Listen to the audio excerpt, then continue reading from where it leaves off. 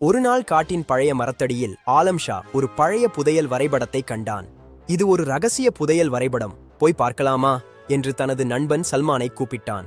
சல்மான் உற்சாகமாக, வாங்க, நாம தான் ஃபர்ஸ்ட் கண்டுபிடிக்கணும் என்றான். இருவரும் வரைபடத்தை பின்தொடர்ந்து காட்டின் ஆழத்துக்குள் சென்றார்கள்.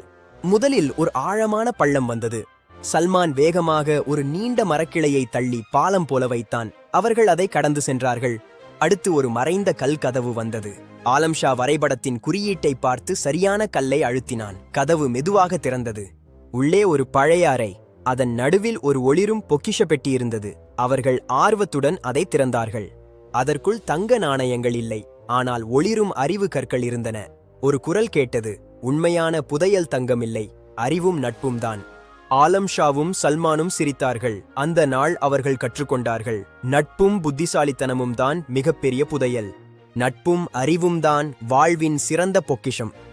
உங்களுக்கும் இந்த கதை பிடித்திருக்கும் என்று நம்புகிறேன். நன்றி. கதை பிடித்திருந்தால் லைக், ஷேர், சப்ஸ்கிரைப் பண்ணுங்க.